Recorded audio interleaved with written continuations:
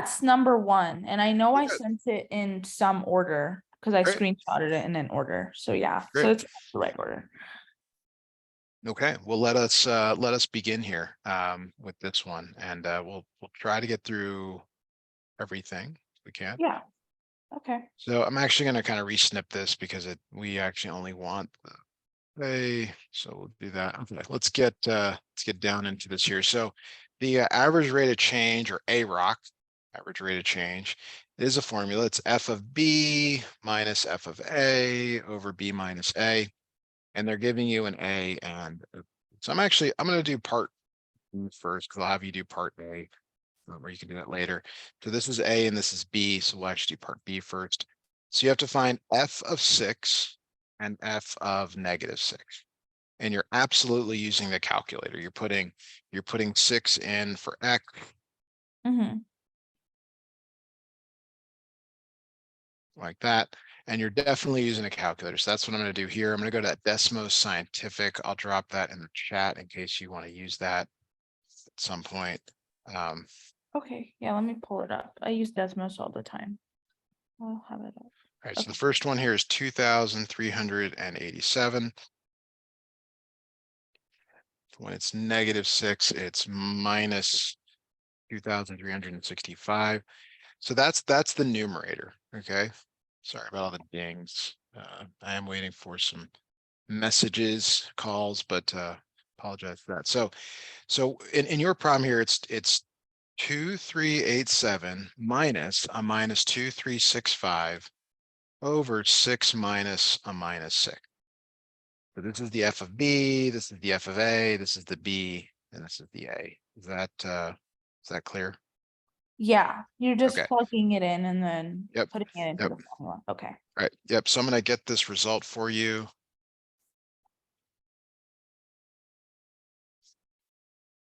So it ends up being 396. So that's part B. Part B. Okay. So what I would recommend is you do part A now, if you want. That's Okay. you. I can also do it on my own here so that we're checking answers if Okay. you want. But it's essentially the same thing, just different numbers. So you Okay. kind of got to tell me what you want to Uh, do here. you can do it too, and then we'll compare answers. Yeah, but I'm gonna do that. But if so just let me, if you have any questions about how to work through it, I'll work that out here on my my screen. Okay. Or I'm sorry, on my, I'm using the calculator to work it out. Sorry, is what I meant. Okay.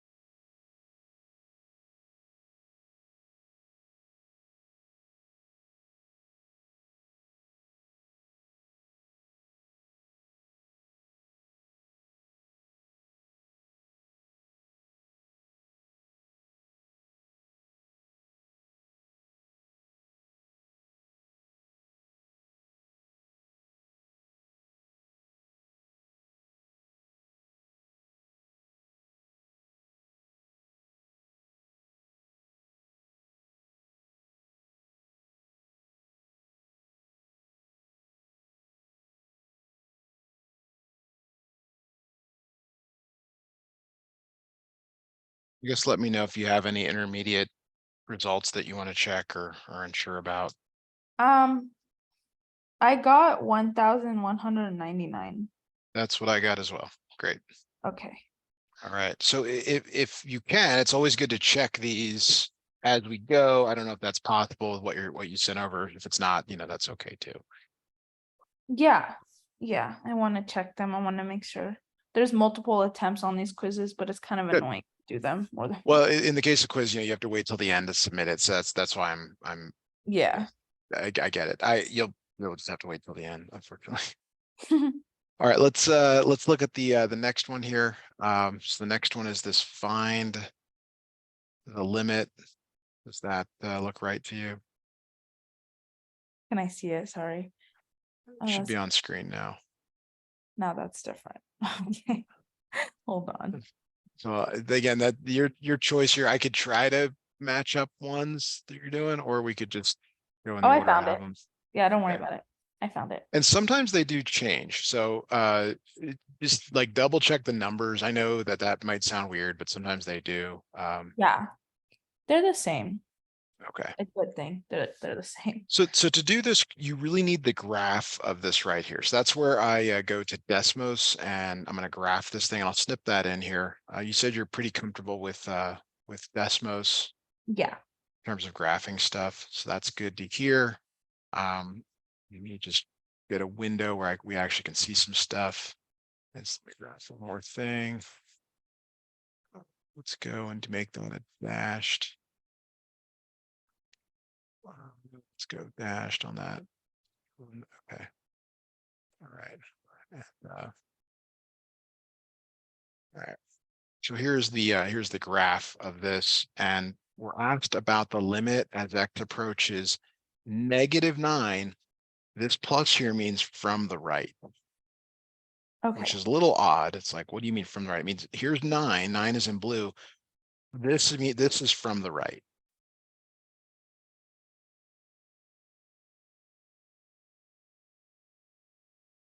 Okay. All right.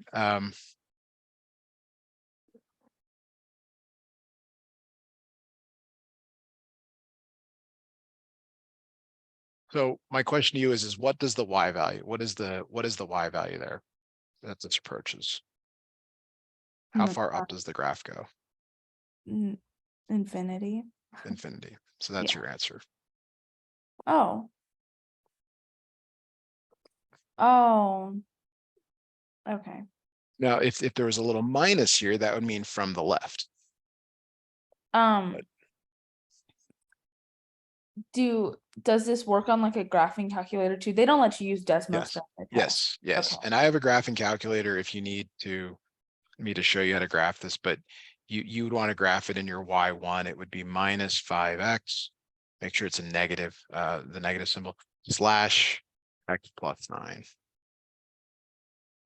Like that. And you could see that it's going that direction.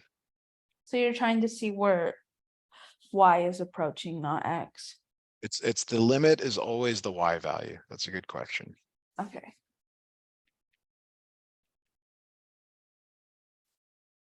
All right, so the next problem I have here is probably not in order. It is, I don't know. I didn't even yeah. think about that. That's my fault. If you next time you want to snip them with the problem numbers, I'll organize them that way. But this is the next one that I see. That's the one right above it. Okay. Okay. So it says find the following limit, and we talked about. I think we did something like this last time. Whenever you're at infinity here, Mhm. you want to divide both the top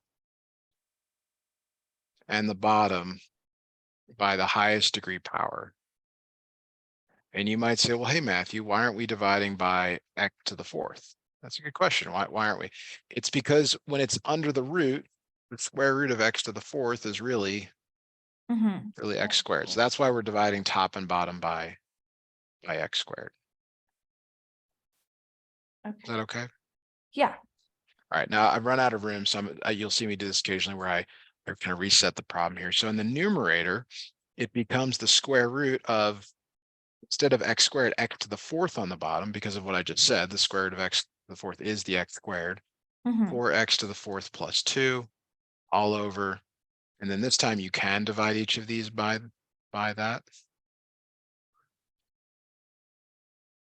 So now in the numerator, see if I can squeeze that in here. It's the square root of 4x to the fourth over x to the fourth plus 2 over x to the fourth. And then 5x² over x² plus 3 over x², like that. And then now we actually want to do some simplifying. So the way this works is that if they've got the same power, they go away. So this is the square root of 4 plus 2 over x to the fourth over 5 plus 3 over x². Because you're eliminating the Yeah. common factors, right? You're eliminating the x's if you can. Like if they divide out, you do that. Mhm. Okay, All right. So now this is the part, this is like the leap of faith. We talked about the thing last time. The limit as x goes to plus or minus infinity of any number, doesn't matter what the number is, over x to some power.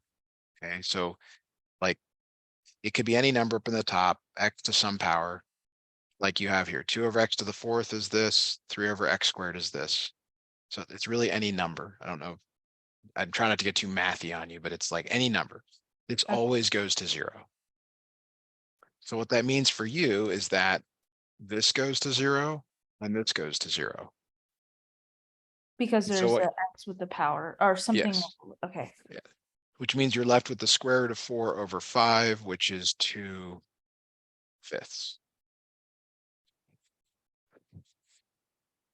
that's crazy. This is crazy. This never made sense to me. Okay. Does it make, I mean, so Yeah. here's the thing. It doesn't, you don't have to really understand it. You need to know how to do it. Yeah, but it makes sense now Oh, because good, good. before I would get lost. I'd be like, I don't even know what to do. Okay. So Okay, got it. Got it. All right. Let me know when we can move to the next one. yeah, I wrote it all down. I Okay. have it And again, I'm gonna down. send this to you at the end with the lesson notes.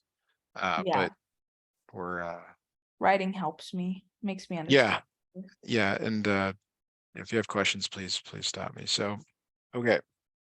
Um, when so one way to do this problem is to just graph it. Okay, Okay. And if you were to graph it, the numerator has to be in parentheses okay, and the denominator has to be in parentheses. okay. On the graphing calculator and on Desmos. No, Desmos is the reason that, I mean, graphing calculator was made a long time ago. I used a TI-83 back when I learned this stuff. I'm not that old, but it's relatively speaking. But the TI-83 requires you to do it a certain way, whereas the Desmos, you just do it the way like we write it, which is what we want nowadays. We don't want to be Okay. boxed into having to do it a certain way. So what you're looking for when you graph it is like what happens at the extreme ends. Like, does it do that, or does it do that, or is it up there, or is it up there? And that will help you to answer, because it says x goes to infinity. What that means is to the right forever. Okay. And this negative infinity is to the left forever.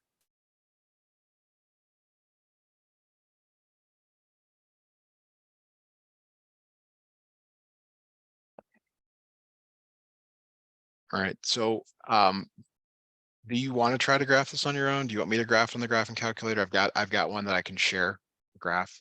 If Could you you do want. it with the graphing calculator? I can't find mine Yes. right now. Yes, I'll show you that. It's a little slower. I mean, to just, anytime I've got to, grab something, it will take a little bit more time here, but let me grab that and you can, you may like this, I'm not sure. All right, so I'm going to share that virtual graphing calculator with you. If you're seeing my screen, you should be seeing, there you Yeah. go. Okay, so you go to Y1 and you type in, this mess, 3x to the 5th plus 6x cubed minus 1, close parentheses, divided by 5x squared minus 2x plus 4. Most of the mistakes are made entering this into the calculator.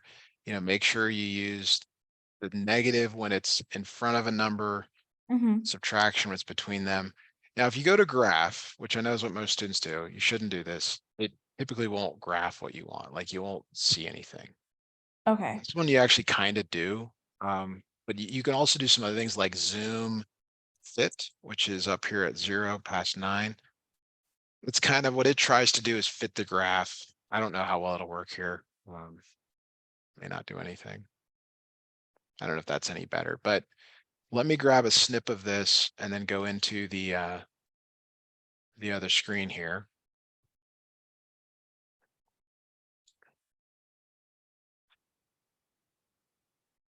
Okay. So over here, this place right here is as the limit as x goes to infinity. And you can Okay. see that it is going up forever. That means it's going to positive infinity. So your answer is positive infinity. Over here on the left, this is the limit as x goes to negative infinity, f of x.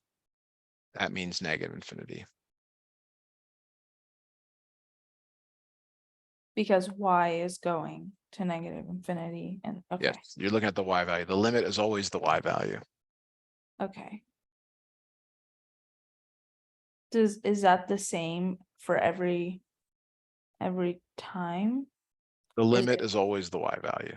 No, no, No no, matter what. like when it's infinity and negative infinity, will it, the answer No, always be no, okay, I didn't think so. no. But keep in mind, you're going to get a problem like this on your test. So you just need to know to graph it. Okay, All right, so the next problem here that I have can be done the same way. okay. Like, I don't know, can you grab your graphing calculator or is that too much effort right now? Yeah. No, no, no, I have a graphing calculator app on my Okay, phone. I just don't have my real graphing calculator, 'cause I don't know okay. where. So I would recommend using the real one. I mean, you can always go to Desmos and do this that way, but like I would like, I mean, it would be good for you to do this one on your own, basically, like since you Okay. got to do this in person. I mean, this isn't a scenario where Matthew should just do them all for you because you'll gain something doing a few on your own. Mm-hmm. Um, Yeah, I have an app on my phone called TI-84 and I okay, have the actual graphing okay, yeah. calculator. If you I don't don't know where mind, it is. I'd like you to graph this and tell me what the answer is. Well, actually, this one is a little bit different. I'm sorry. I should do this one for you. So the biggest difference between the previous one, see how the degree of the numerator was 5 and then 2. The biggest exponent was 5 and the biggest Yeah. exponent was 2. Well, here you have a matching exponent. Okay, and the idea is that as you go to infinity, there's terms that drop out. That drops out, that drops out, that drops out, that drops out. Okay, same thing Okay. here. Drops out, drops out, drops out, drops out. Okay. So at infinity, you only care about this right here. And in Okay. truth, the x's end up canceling. And so there's this rule that says that it becomes -4 over 7. Oh, It's the because they're the same. ratio of the leading terms. Only when they're the same.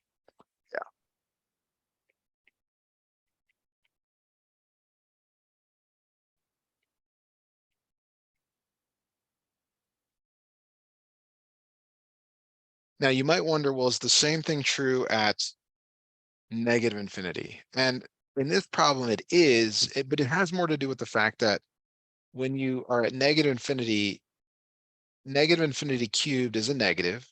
Negative infinity cubed is a negative. So the negatives cancel out and it's still just the ratio of the leading terms. Sometimes, sometimes, but not in this problem. Sometimes it ends up being the sign switches, but we're not seeing that here. Okay. Okay, that makes sense. So the rule is if the degree is the same in the numerator and denominator, it's just the ratio of the leading coefficients. Okay.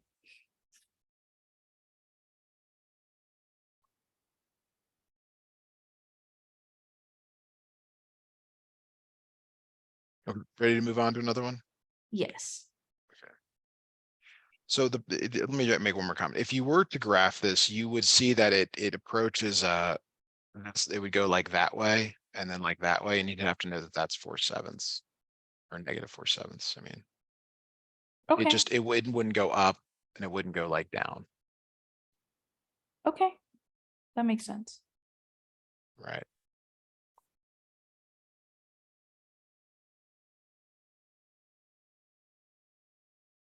Okay, I think I've got the next one here snipped. Yes.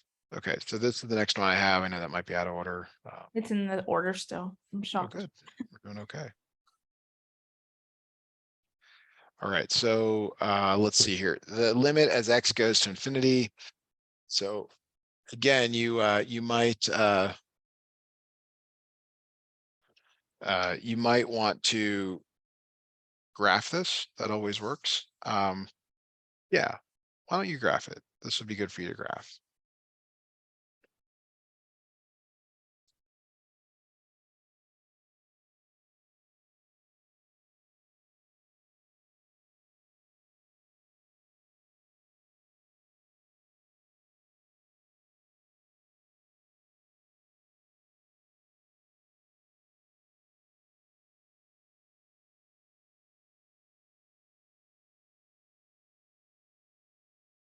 I'm graphing it, but it's being weird. Sorry.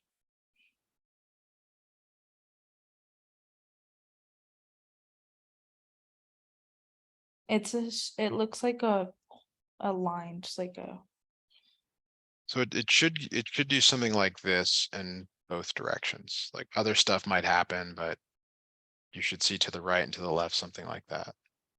yeah, Okay.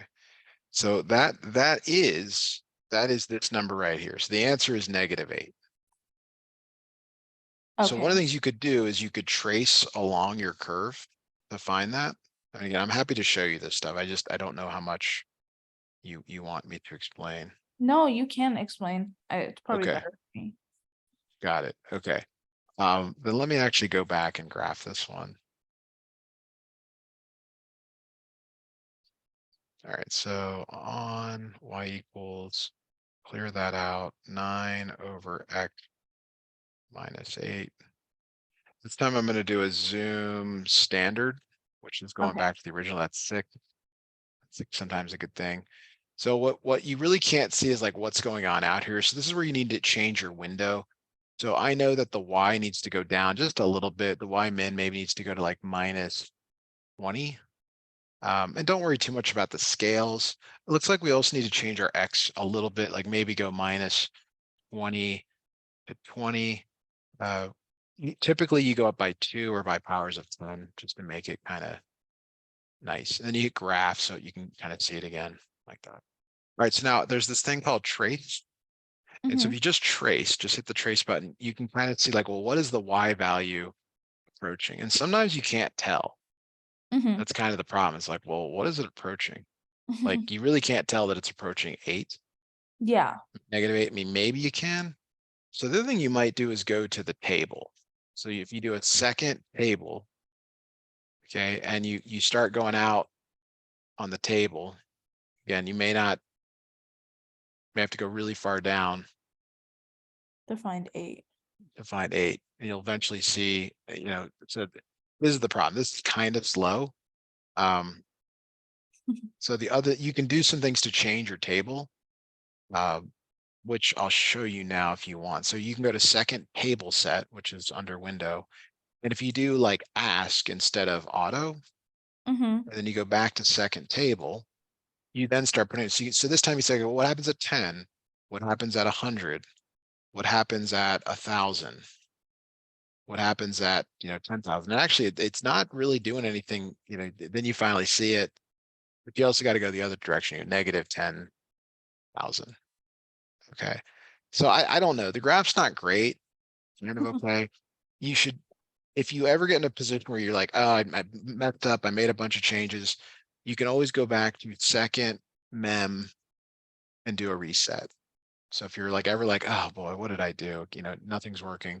You just go Mm-hmm. back and you reset everything back to normal. So Okay. like I think the better way to do it is just to learn a few rules and to recognize that it approaches what's called the horizontal asymptote, which is the second number there in the problem.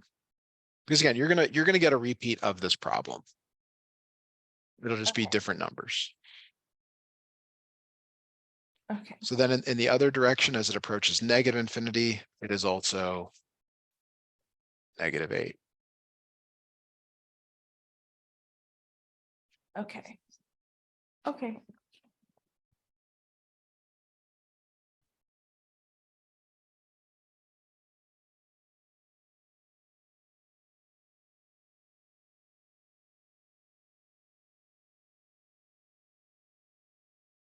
Any questions on that? I don't think so. I think that makes sense for the most part, yeah. Okay. All right, so let's go to the next question here that I have. It's this one to use the intermediate value theorem.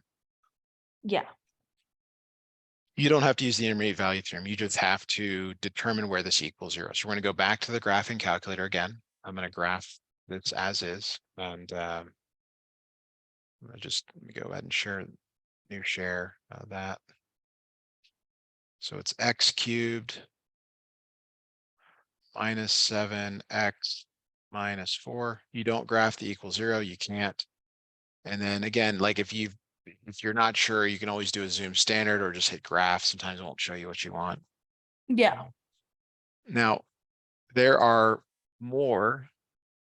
there's more than 1 0. There's actually 3 zeros. You can see them mhm, kind of graph. There's 1, 2, 3. What I might do here is just kind of zoom in on this area. So basically I go from like -5 to 5. So I'm going to change the window -5 to 5. We can't use our fingers to kind of squeeze, like we're used to on our devices. mhm. So now to calculate a 0, you go to second calc, which is above trace, second calc, and you do the 0. Now the calculator really helps you here. It says left bound. What it means is you have to choose something left of the 0.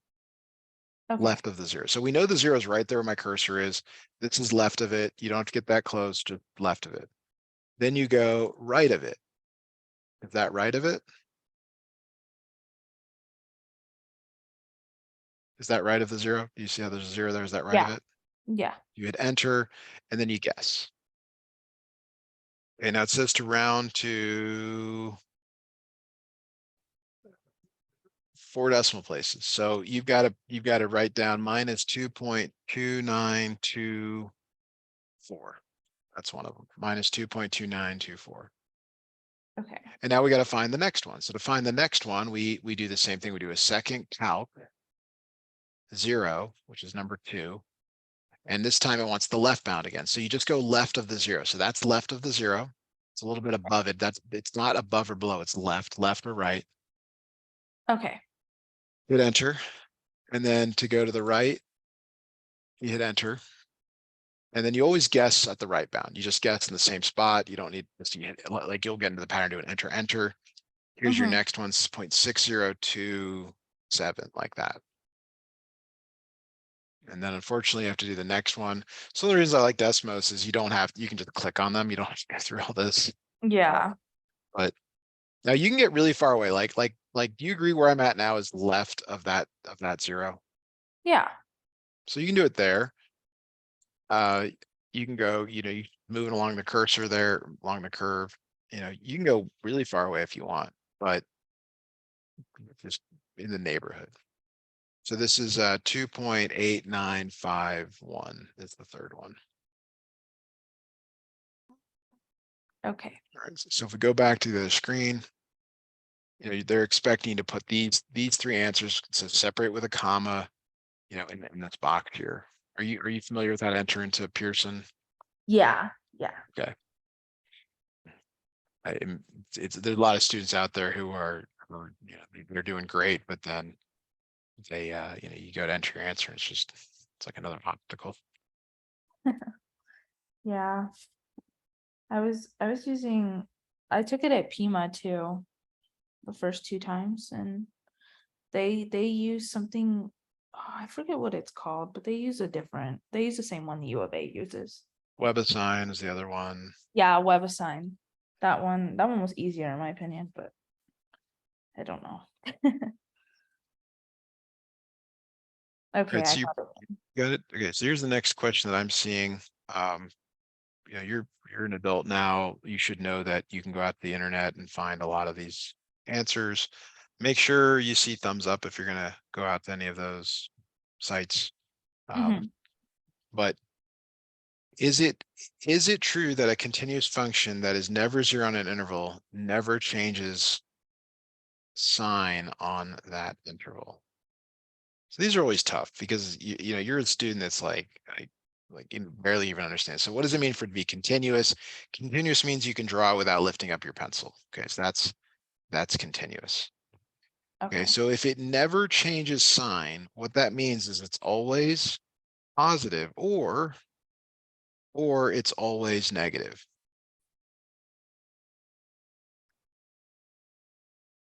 Okay, Mhm. so it can never be zero.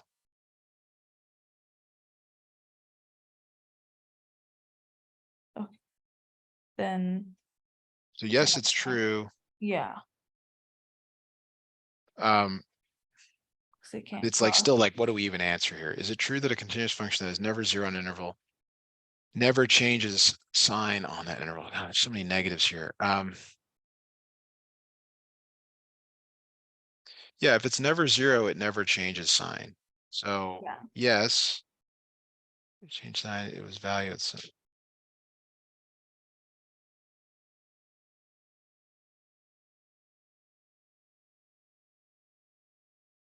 I'm not sure how to answer this truthfully because it's either B or D the way I'm reading this, and I don't because of all these negatives. This is where I go out and use my resources to try to help you get the right answer on this because someone wrote this in a really awkward way.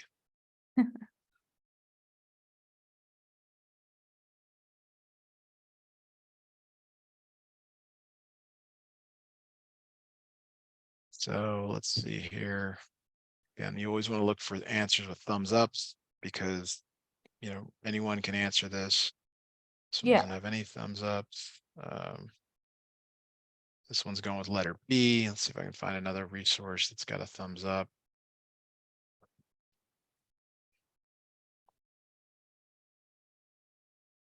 No thumbs up on this. But same recommendation for answer. So if you're asking me, I'd probably go with this one here. Okay. Yeah. Okay. I don't know. I don't like those questions either. You will get some of those on the test. Yeah. Definitely. All right, so new question here. Make sure you're kind of aware of where this is in your deck of questions. Yeah, it's going in order so far. It's a good thing. Okay, it says for what value of A is the following function continuous at every X? So there's what I call a breakpoint here. Okay. The breakpoint is at X equals 2. So you put X equals 2 into both. So that becomes A squared times 2 plus 2A equals 12. So when I say both, you know, the top one and the bottom one, A squared times 2 plus 2A equals 12. This becomes 2A squared plus 2A equals 12. 2A squared plus 2A minus 12 equals 0. And this is where you have to remember how to solve something like this. So your options are factoring, graphing calculator. What do you think you might do here? Um, I would factor. Okay. Maybe Also, graph. if you have a TI-84, I think it has a solver where you can put in, you know, this first one and the second one, it'll solve for you. But don't, I'm not sure. I don't, once you get out of college, you never use those tools again because they're just not the right tools. Yeah. But they make you do them for this class. So I Yeah. get it. So you take the 2 out, you got to find two numbers that multiply to -6, but add to +1. So that ends up being A plus 3, A minus 2, like that. So you said each of those equal to 0.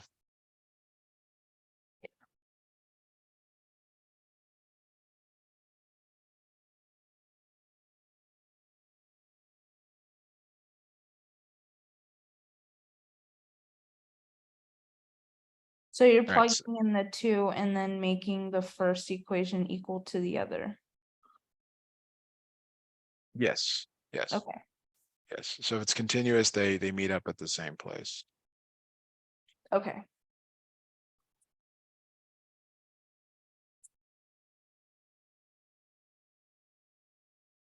Okay, that makes sense.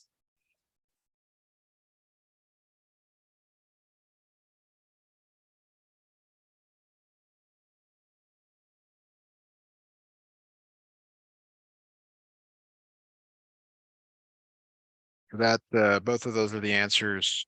That's why it's so Pearson tries to help use a comma to separate answers as needed. Like they're trying to tell you there's two answers. Okay. Okay, Okay, so new problem here. Here's the next one that I see. At what points is the function continuous? Is that what you see being next? yes. Okay. So the thing to do here is you have to factor the numerator and denominator. In this case, it's the denominator that has the factoring. So this becomes x minus 3, x minus 9. If you need a reminder on that, it's two numbers that multiply to 27, but add to negative 12.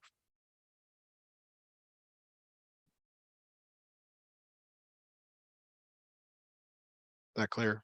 Yeah, So it's discontinuous or not continuous when the denominator equals 0. So whenever x minus 3 times x minus 9, whenever this equals 0,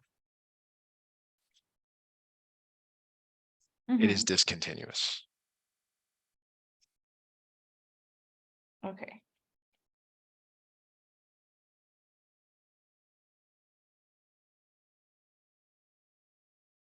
So how do we answer this? Well, it's everywhere but the points. Okay, so we're using So in notation, yeah, right? so it's minus infinity to 3. And it's sometimes easier to actually put this on a number line. So maybe I'll do that here to make this kind of visually easier. It's like, okay, there's 3, there's 9, it's everything but those points. So it's all the numbers to the left, all the numbers in between, all the numbers to the right.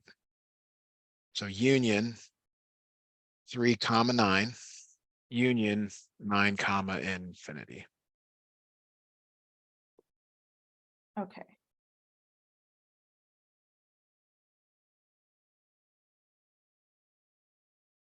And that is your answer for this one. let me put it in here. It takes a second.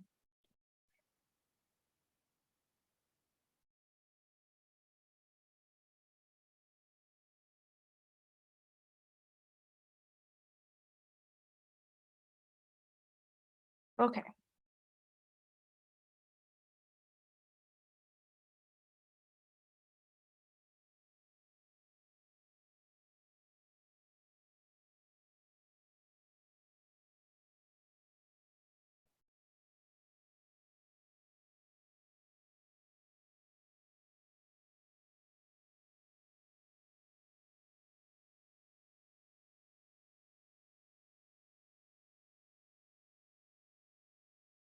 Okay, so the next problem here is find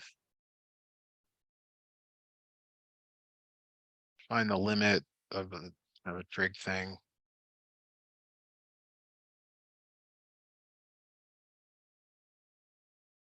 All right, so they're trying to tell you here, like this thing up here in the box is useful for this thing down here that's not in the box. And it is, but it's like until you know how to use the tool, it's not very useful to like you're like, well, I don't really care. You have to do some algebra to manipulate this thing. So the first is you actually have something very different than what's here. You have a coefficient in front of sign, and you have a number down here in front of that. So we're actually going to go to decimals. I know you can't use it, but I want the reason you need to see this is so that you can Understand. see the progressions. Yeah. So I'll do that from time to time here. So let's do the whole thing that they said here. Sine x over like that. And you can actually see here the limit is 1. That's kind of, I don't know if you can see it's right Okay. there. I know it says undefined, but see how it's 1 there. Yes. Now watch this. If I put a 5 in, where does it go up to? 5. 5, okay? And if I put a -3 in, where does it go to? -3. Right? So now let's make some sense of this. Let's say I put a 10 in here. It's gonna go up to 10, obviously. Well, what do you think happens if I put a 5 down on the bottom? How does it? Oh, it turns into 2. Yeah. So So it's okay. there's a rule. Like what they're giving you is not the rule. They're giving you kind of a simplified version of the rule. So if we go back to the other screen here.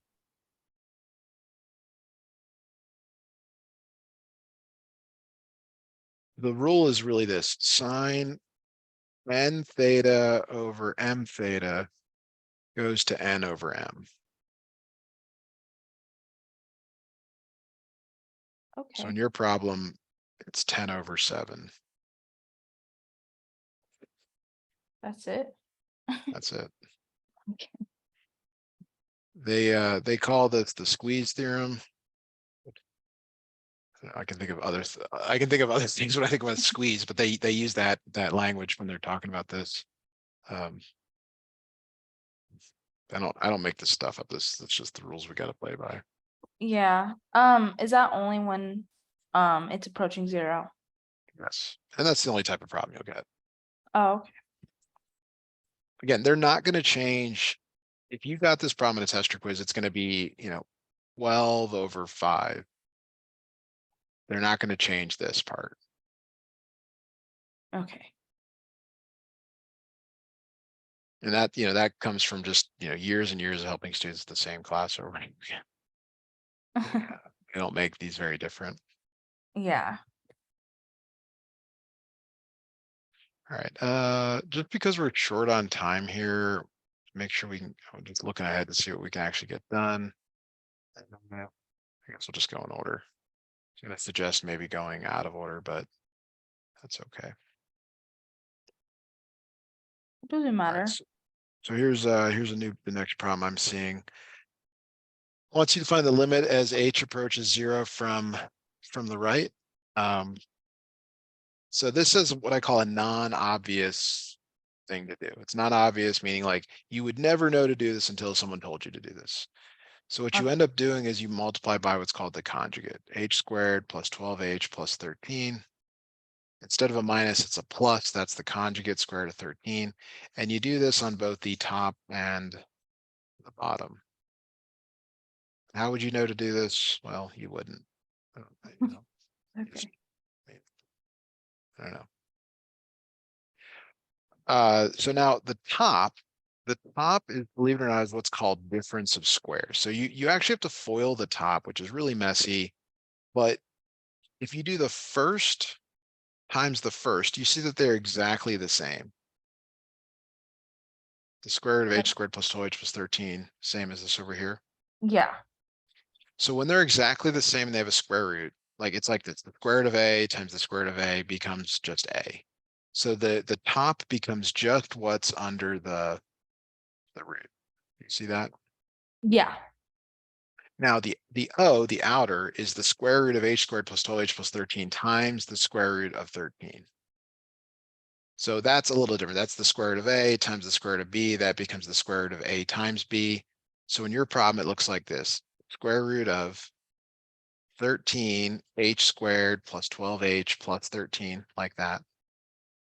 Yeah. Then you do the inner. So that's minus square root of 13 times the square root of h squared plus 12h plus 13. So what that becomes is minus square root of 13 h squared plus 12h plus 13, like that. And then the last is more like the a times a. Square root of 13 times the square root of 13 is minus the square root of 169, which ends up being 13, or minus 13. Now notice that the O and the I cancel. These cancel. You see that? They're Mm-hmm. exactly the same. So what you're left with is, running out of room here, h squared plus 12h plus 13 minus 13. The minus 13 comes from this last piece over here. All over the h that you had from the beginning, times all this mess, times the square root of h squared plus 12h plus 13 plus the square root of 13 like that. Okay. It's still the limit as h goes to 0 from the right. It's about to get better. It's about to get better. It looks worse, but it is about to get better. So notice that the 13s cancel, Yes. and you can actually factor an h out of both of these. So it ends up being h plus 12. Okay. And so you got this h on the bottom canceling with this h on the top.